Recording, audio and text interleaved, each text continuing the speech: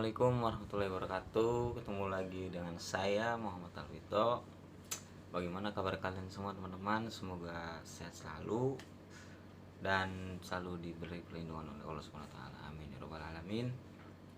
Saya di sini ingin menjelaskan tentang sebuah materi, yaitu implementasi kinerja dalam manajemen SDM. Nah, teman-teman, tolong disimak video ini teman-teman. Jangan lupa juga untuk like, comment, and subscribe-nya ya teman-teman.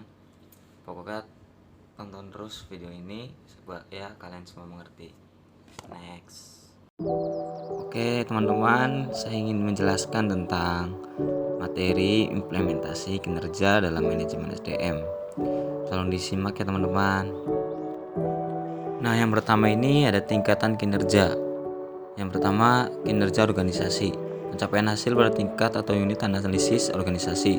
Kinerja pada tingkat organisasi ini terkait tujuan organisasi, rancangan organisasi, dan manajemen organisasi. Yang kedua, kinerja proses.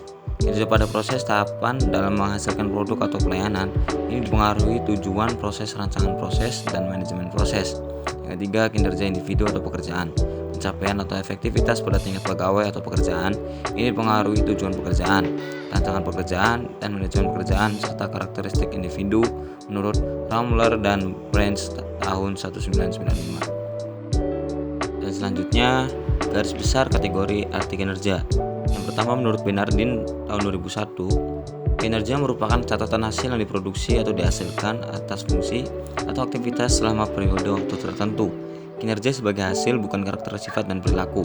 Yang kedua, menurut Richard tahun 2003, kinerja sebagai hasil juga terkait dengan produktivitas dan efektivitas. Produktivitas merupakan hubungan antara jumlah barang dan jasa yang dihasilkan dengan jumlah tenaga kerja, modal, dan sumber daya yang digunakan dalam produksi itu. Kinerja merujuk pengertian sebagai perilaku, merupakan seperangkat perilaku yang relevan dengan tujuan organisasi atau unit organisasi tempat orang bekerja. Kinerja merupakan sinonim dengan perilaku. Kinerja adalah sesuatu yang secara aktual orang kerjakan dan dapat diobservasi. Kinerja mencakup tindakan-tindakan dan perilaku yang relevan dengan tujuan organisasi. Kinerja bukan konsekuensi atau hasil tindakan, tetapi tindakan itu sendiri. Selanjutnya ada pendekatan pengukuran kinerja. Pendekatan ukuran standar kinerja dalam melakukan pengukuran. Yang pertama, pendekatan personality traits, mengukur kepemimpinan, inisiatif, dan sikap. Yang kedua, pendekatan perilaku, mengukur umpan balik, kemampuan presentasi, respons terhadap komplain pelanggan. Yang ketiga, pendekatan hasil, mengukur kemampuan produksi, menyelesaikan produk sesuai jadwal, peningkatan produksi atau jualan. Menurut Referis DKK 1981. Aspek pengukuran kinerja, yang pertama ada produktivitas, kedua kualitas, ketiga ketetapan waktu, yang keempat putaran waktu, yang kelima penggunaan sumber daya, yang keenam biaya. Jenis ukuran kinerja, ukuran uang, pendapatan, pengeluaran, pengembalian. Yang kedua, ukuran upaya atau dampak, capaian sasaran, penyelesaian proyek, tingkat pelayan, kemampuan mempengaruhi. Ketiga, ukuran reaksi penilaian rekan kerja, pelanggan, pemegang pekerjaan lainnya.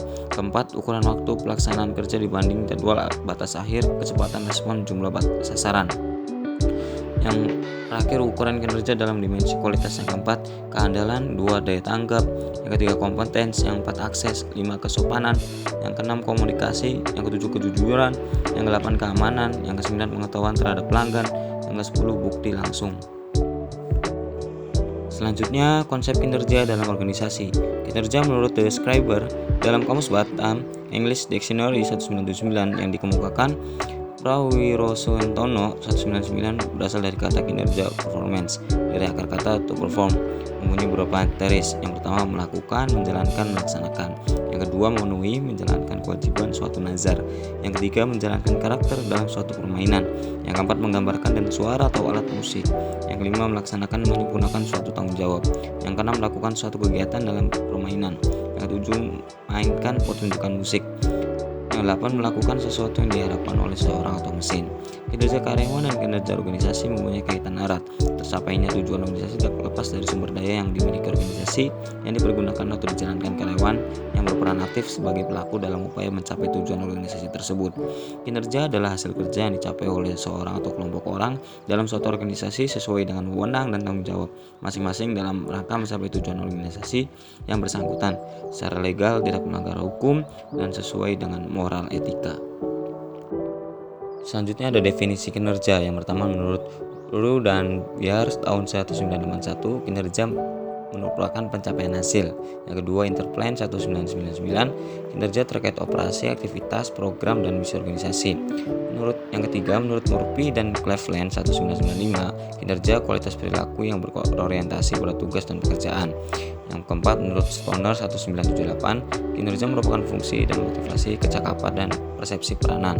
Yang kelima Bernardin dan Russell tahun 1993 kinerja merupakan pencatatan hasil-hasil yang diperoleh dengan fungsi-fungsi pengerjaan atau kegiatan tertentu selama kurun waktu tertentu. Yang keenam menurut Handoko kinerja merupakan proses di mana organisasi mengevaluasi atau menilai prestasi kerja karyawan. Yang ketujuh menurut Gibson tahun 1990 kinerja seorang dibentuk oleh kemampuan dan motivasinya untuk melaksanakan pekerjaan. Dan selanjutnya adalah unsur yang terdapat dalam kinerja. Yang pertama hasil fungsi pekerjaan. Yang kedua faktor-faktor yang berpengaruh terhadap prestasi kerja pegawai. Yang ketiga pencapaian tujuan organisasi. Yang keempat periode waktu tertentu. Yang kelima tidak melanggar hukum. Dan yang keenam ini sesuai dengan moral dan etika. Oke, selanjutnya ini ada indikator kinerja. Yang pertama, performa harus menghasilkan dan semangat untuk menghasilkan nilai. Yang kedua, harus dapat diukur sehingga input dan output dapat dikuantifikasi. Yang ketiga, unit dan personel yang diukur kinerjanya harus memahami metode penilaian dan penjelasan minimal. Yang keempat, hasil penilaian dapat dikomunikasikan segera. Yang kelima, tersedia mekanisme penggabungan hasil penilaian kerja dengan feedback dan learning. Yang keenam, terhubung objektif dengan kebijakan insentif dan kebijakan pegawai. Yang ketujuh, bersifat seimbang antara orientasi keberhasilan jangka pendek dan panjang. Dan yang terakhir ada faktor peningkatan kinerja. Yang pertama ini ada faktor pendorong. Yang pertama audit modal intelektual bertujuan memonitor dan mengatur modal intelektual perusahaan. Yang kedua audit modal intelektual memerlukan tim yang terdiri atas ahli strategi organisasi, keuangan, SDM, analisis pengetahuan, properti intelektual, dan pemasaran. Yang ketiga ini ada faktor penghambat ya teman-teman. Yang pertama masalah yang melekat dalam sistem pengukuran manajemen pengetahuan itu sendiri. Yang kedua sulit mengidentifikasikan hubungan langsung antara inisiatif manajemen pengetahuan dan performansi perusahaan. Yang ketiga, manajemen biasanya meminta indikator kasat mata seperti dampak terhadap performansi keuangan dan operasional lainnya. Yang keempat, semakin beragam dan kompleksnya stakeholder atau pihak berkepentingan terhadap eksistensi perusahaan itu sendiri. Oke teman-teman, bagaimana nih penjelasan dari saya? Semoga sih kalian semua mengerti. Oke teman-teman, dan tidak kerasa ya teman-teman, sekarang sudah pertemuan ke-15 saja. Dan pokoknya teman-teman, terima kasih banyak yang sudah menonton video ini, yang sudah memberi like dan sudah memberi komen. Pokoknya terima kasih banyak untuk kalian semua teman-teman. Pokoknya dukung channel ini terus ya teman-teman, agar channel ini dapat berkembang. Dan semoga kalian semua dapat manfaat dari video ini teman-teman. Dan semoga bermanfaat bagi kalian semua dan keluarga kalian semua ya teman-teman. Terima kasih banyak. Saya Muhammad Alvito. Saya undur diri. Wabillahi taufiq wal hidayah. Wassalamualaikum warahmatullahi wabarakatuh. Dadah teman-teman.